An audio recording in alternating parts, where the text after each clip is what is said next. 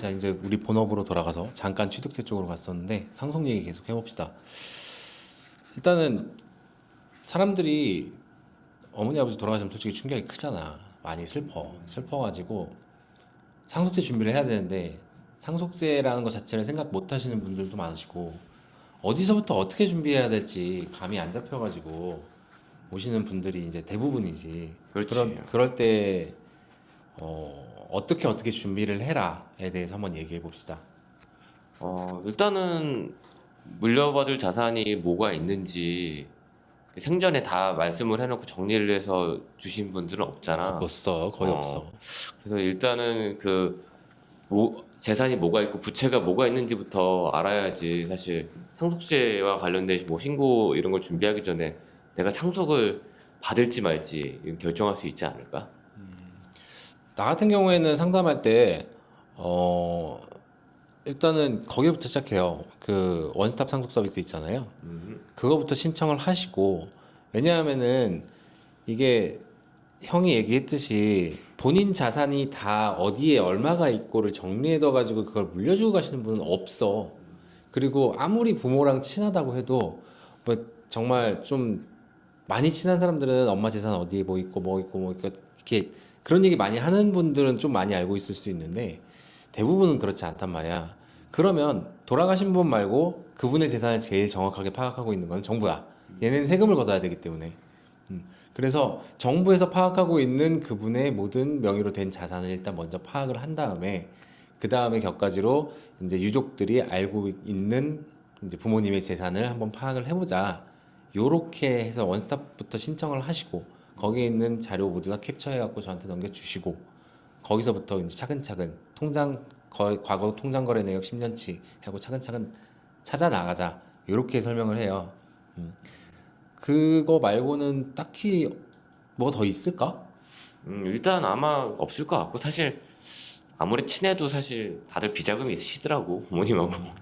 뭐 비자금 있죠. 있으면 어, 좋은 거고 그거 저기 안 드러나면 땡큐인데 그걸 여기서 뭐 우리가 공개적으로 얘기할 수는 없고 비자금도 이제 요령껏 만들어야지 안 그러면 어차피 통장 거래 내역 10년치 다 뒤져보는데 웬만하면 포착이 되죠. 지금 세상에서는 옛날에는 사실 그렇게 안 됐는데 왜 저기 뉴스에서 보면 막 사과 박스 막 그때 당시에 10,000원짜리로 사과 박스 하나에 10억 들어간다 그랬나? 그렇게 들었어요. 그러면 지금 5만 원짜리면 50억이네. 와. 진짜 많이 받는다. 어. 아까 이렇게 그 상속재산 원스톱 서비스를 이용하기도 이게 뭐 시골집 같은 미등기 자산도 이런 게 드러나나? 비등기 자산이 사실 이제 우리 다 세무사 10년 넘게 했잖아. 근데 일단은 뭐 개인 세무사로 제일 오래 한 건 나긴 한데 내가 상속세 하면서 혹은 양도세를 하면서 미등기 자산을 본 적이 없어요. 그리고 혹시나 해가지고 이제 우리 어머니한테 한번 여쭤봤는데 아시다시피 어머니가 뭐 공무원 경력이 엄청 오래되시니까 근데 옛날에는 봤는데 2000년대 넘어서 한 번도 본 적 없대. 미등기 자산 자체가. 그러니까 법령에는 미등기 자산에 대한 규제가 분명히 있는데 어, 등기를 건너뛰었을 수는 있어. 예를 들어서 뭐 할아버지가 돌아가셨는데 아버지 어머니 그리고 삼촌 뭐 부모분들이 등기를 안 한 거야. 재산세야 당연히 우선 상속자한테 계속 부과가 됐을 거고 등기부등본 보면 할아버지 이름이 그대로 나와 있어. 그런 경우에는 미등기 자산이 아니라 그냥 등기를 안 하고 이걸 소급 등기해 갖고 등기할 수 있거든. 그런 경우에는 미등기 자산을 해결이 안 되는데 미등기 자산은 아예 등기 자체를 안 하고 딴 사람한테 넘겨버리는 경우잖아. A, B, C가 있는데 B를 건너뛰고 C로 바로 넘겨버렸을 때 B가 포착이 되면 미등기 자산으로 과세가 그 제재가 심하게 가는 거잖아. 그런 경우는 거의 없다고 보는 게 맞을 것 같아. 그리고 미등기 자산이 아니더라도 그런 경우는 있을 수는 있어요. 그러니까 정부는 알아. 우리 집 같은 경우 자꾸 우리 집을 얘기하는데 아버지가 섬 출신이신데 섬에다가 어렸을 때부터 살던 그 집을 사놓으셨어. 굳이 어. 그걸 사놓으셨는데 이제 그거를 얘기를 안 하면 솔직히 얘기 안 하고 돌아가시면 본인은 이제 내가 잘한 집이다 해서 사놓으셨는데 얘기를 안 하셨으면 모르잖아. 내가 저기 전라도에 있는 섬까지 가가지고 어떻게 그거를 봐.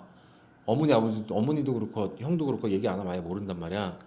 근데 그렇게 시골집을 사놓으신 경우는 있을 수 있는데 그거는 등기가 되니까 토지이기 때문에 토지고 집이지 실질적으로는 집 역할을 못하는 집이긴 한데 그런 경우는 원스톱으로 충분히 파악이 가능한 걸로 알고 있어요. 이거 왜 물어보냐면은 혹시나 이제 이런 게 있는지도 모르고 뭐 토지에 등기는 안 돼 있고 건축물 대장에만 있어갖고 어쨌든 나중에 포착이 됐어. 근데 이런 시골집이 나중에 다른 이제 양도세 신고할 때 뭐 주택수에 영향을 미칠까 이런 사람 약간 알 수 없는 불안감들이 있거든. 그래서 한번 그래서 물어봤는데 일단은 결론은 여기서 이제 드러나지 않는다면은 크게 걱정할 필요는 없다. 이 정도로 정리를 할 수 있겠네. 그치 그렇게 정리하고 양도세 할 때 이게 시골집 같은 거 아까 내가 잠깐 얘기한 게 집 역할을 못하는 집이라고 했잖아요. 그래갖고 우리가 그거 물려받아갖고 이제 내가 물려받은 뒤에 양도세를 신고하려고 했는데 내 집을 1세대 주택으로 신고하려고 했는데 그게 걸린다. 근데 집 역할을 못하는 집은 집이 아니야. 예를 들어 뭐 그 집에 내가 가본 적이 있는데 재작년인가에 그냥 어차피 나도 어렸을 때 가봤던 집이고 아 맞다 여기 봤는데 우물에 막 풀 자라 있고 아, 그리고 저기 전기 절대 안 들어오고 막 대들보 이렇게 휘어져 있고 그런 집은 집으로 안 봐요. 그냥 토지야. 그런 집은 근데 법 자체에서 그렇게 보기 때문에 그런 거는 걱정 안 하셔도 될 것 같아. 공무원도 들어가기 싫을 것 같아. 무섭잖아. 근데 만약에 이제 아버지 어. 뭐 사적인 얘기지만 아버지 계획은 그거 싹 다 밀고 나는 이제 거기 가서 여생을 보내겠다라는 개념으로 사놓으셨는데 우리 엄마가 따라가겠어요? 안 가지. 섬으로 왜 가? 우리 어머니는 여기서 일하면서 사람들 만나고 그러고 있는데 그런 경우가 있죠. 상속세 신고 안 해도 되나? 나는 진짜 가끔은 그냥 종종 그러거든요. 정말 비과세 완전 누가 봐도 비과세 범이야. 돌아가셨는데 그러니까 마지막 한 분이 돌아가셨는데 물려받았는데 집은 저기 지방 시골집이라 1억도 안 돼. 그리고 금융자산도 없으셔. 나는 솔직히 그럴 때는 그냥 굳이 안 하셔도 된다라고 하는데 형이랑 종이는 어떻게 생각해요? 제 생각에는 이제 상속세 신고는 굳이 안 하신다면 그건 선택 사항이긴 한데 나중에 양도세 신고할 때 좀 불이익이 있을 것 같아요.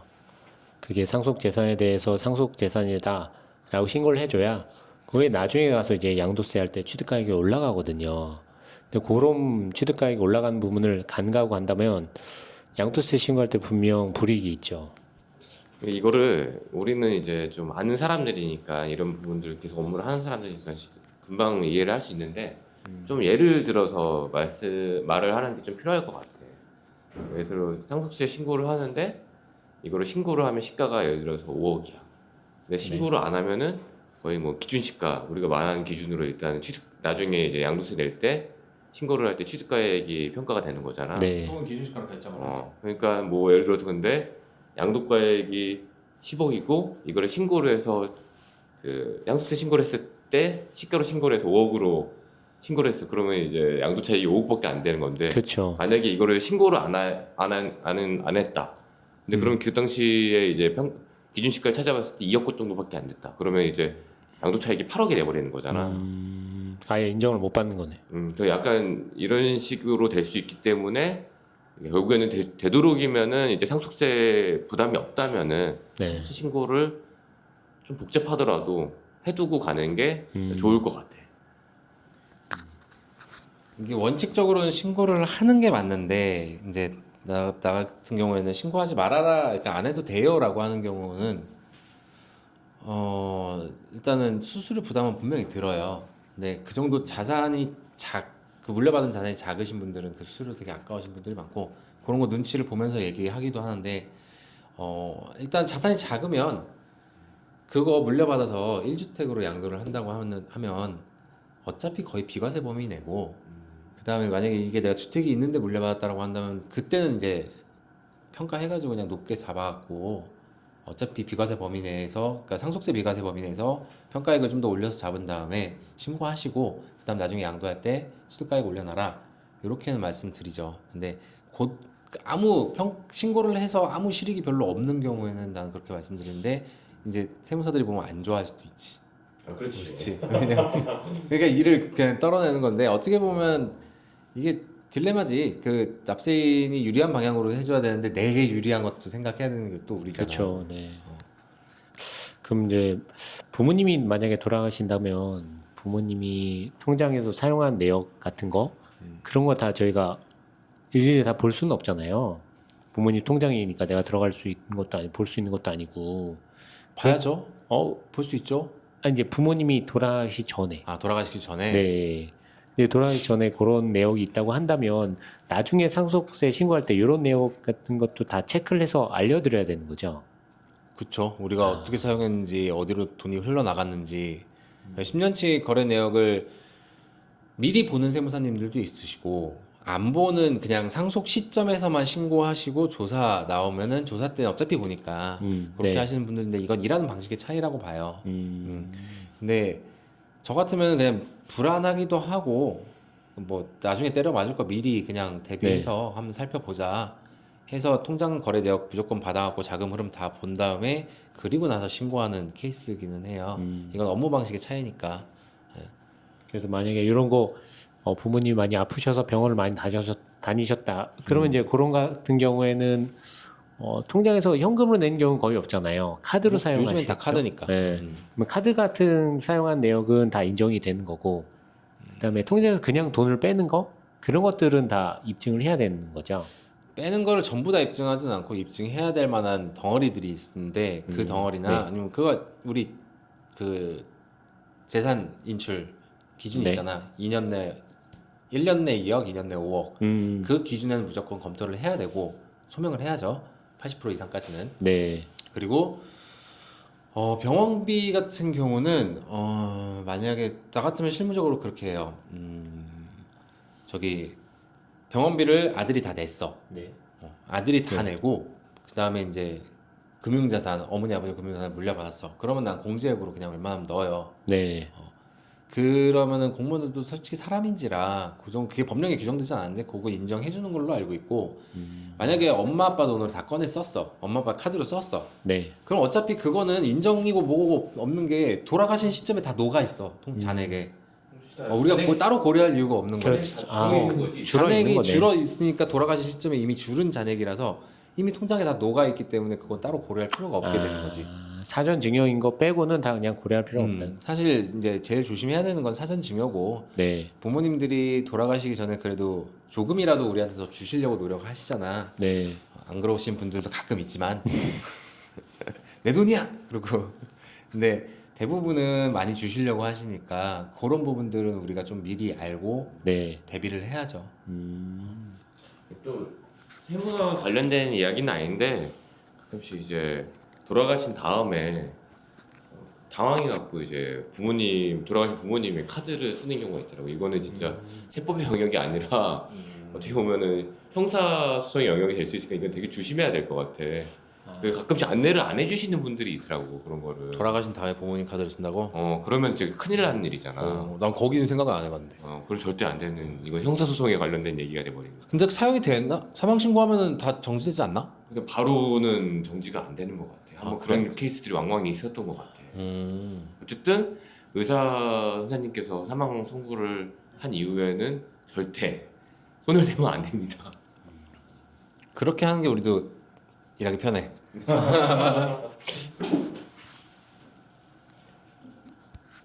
그럼 이제 부동산이나 금융자산 같은 게 취득을 할 때 꼭 이게 내 소유 명의로 신고를 해야 되나요? 아니면은 다른 사람 명의로 해도 상관없나요? 상속에 있어서도 그렇고 이거는 뭐 상속 외적인 얘기로도 네. 본인 명의로 하는 게 제일 좋지. 왜냐하면 그러니까 이게 우리 언제냐? 90년대 후반인가? 네. DJ 때였나? 금융실명제 도입된 게 네, 영삼일 때. YS 때구나. 네. 그다음에 부동산 실명제도 또 도입이 됐잖아. 네.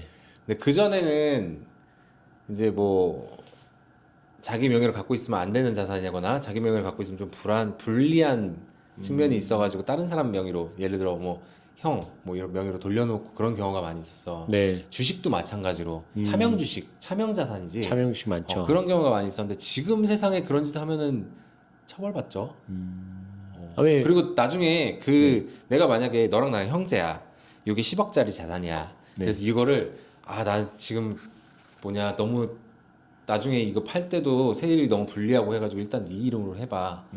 네 이름으로 해가지고 이거 팔면은 그러면 이 돈이 누구 돈이야?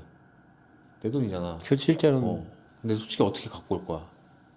아, 그 문제도 있잖아. 등기 차명으로 해놓으면 그 자산의 실질적 소유자는 난데 표면적 소유자는 너고 이 정보는 전부 다 국세청으로 보고가 되기 때문에 모든 네. 정보는 그러면 그 뭐냐 대외적으로는 네 자산인데 이 돈을 난 써야 되잖아. 네. 팔았으면 어떻게 갖고 올 거야? 막상 들고 튀면 어떻게 잡을 수 있는 게 없다는 거네. 형제인데? 너 그렇게 생각했어? 아니 근데 들 그 명의가 사실 다른 사람 거면은 지금은 다른 사람 재산이라고 봐야 되지 않나? 그렇지. 근데 이게 그런 문제도 있고 아까도 얘기했듯이 상속하면서 진짜 미친 듯이 싸우거든. 그냥 이게 나는 처음에 이 일을 하기 전에는 그래도 자산 몇십억쯤 돼야지. 그래야지 좀 이제 형제들끼리 막 이렇게 좀 다투기도 하고 더 가져가고 싶어서 그러겠지. 그리고 왜 드라마에 보면은 잘 사는 사람들은 사이 안 좋잖아 보통. 네. 근데 아니야. 잘 그렇게 물려받을 게 많지 않더라도 몇백만 원, 1,000만 원, 2,000만 원 갖다 더 가져가려고 싸우는 경우가 되게 많아. 아, 저도 회사 있을 때, 저 CU 이제 임대인 중에 한 명 선능력에 있는 상가 월 500만 원짜리 받는 사람이 있었는데, 상속 재산 분할이 안 돼서 3년째, 아우 야. 3년째 그 누구한테 생겨서 발행해야 될지 모르고 계속 공탁하는 경우도 있었어요.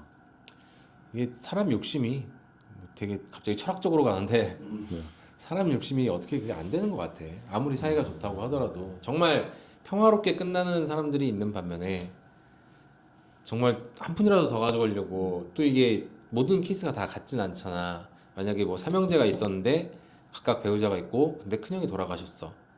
안 주고 싶잖아. 심지어 근데 자식도 없어. 그러면은 이 가족에서는 솔직히 우리나라 정서에서는 부혜자로 치잖아. 네, 그쵸. 왜 저기로 돈을 줘야 돼? 이렇게 생각해 버린단 말이야. 근데 사이가 좋았더라도 거기서부터 틀어지는 경우도 많이 봤고. 맞습니다.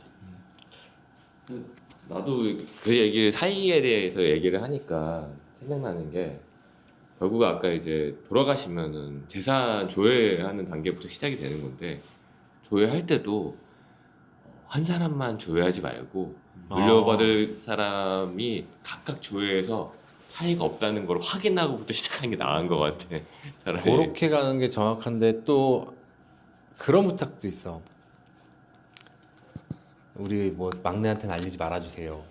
근데 솔직히 내 입장에서는 그게 뭐 막내분 전화번호를 아는 것도 아니고 그쵸. 어쨌든 의뢰하신 분 기준으로 다 이렇게 맞춰 드리는데 물어본다고 안 알려줄 수도 없잖아. 되게 난감해 그런 경우. 만약 물어보면 어떻게 해야 돼요? 알려줘야 돼요? 그런 의무는 없죠. 솔직히 그때 달라요 그거는. 예, 그 상황마다 다르기 때문에 정답이 없는 것 같아. 제일 어려워 사람이. 일단 첫 시작부터 이제 사이가 안 좋아지면은 될 것도 안 되기 때문에 그 첫 시작부터 일단 재산은 이게 답니다. 부터 확인을 하고 시작하는 게 제일 낫지 않을까. 저는 개인적으로 그렇게 생각을 합니다. 상속세 실무 진행하다 보면 가족 싸움 중간에 껴가지고 조율해야 되는 경우 꽤 많이 생겨. 너무 피곤해. 감정 노동인데 그러면 사실 나한테 물어봐. 이거 어떻게 해야 돼요? 이거 어떻게 분할이 돼요? 이게 맞죠? 나한테 물어봐. 근데 그게 내 권한이 아니잖아. 그쵸. 분할은 뭐 일단 사전 합의하는 아니, 내 거니까. 재산이면은 이렇게 가져가. 그리고 그 말 하지 마. 이렇게 했는데 내 재산이 아니잖아. 남의 거 해주는 건데 네. 나한테 물어봐. 그것도 이제 법령 외적인 가족들이 합의에 대한 그런 문제를 그리고 막 하소연하고 억울하다고 울면서 하소연하고 그런 경우도 많이 있어요.